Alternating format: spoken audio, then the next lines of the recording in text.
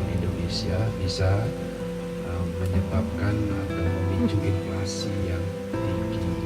Salah satu tadi dari 5, dan mungkin juga ada yang lain juga, tapi yang lebih sering itu salah satu adalah cabai merah.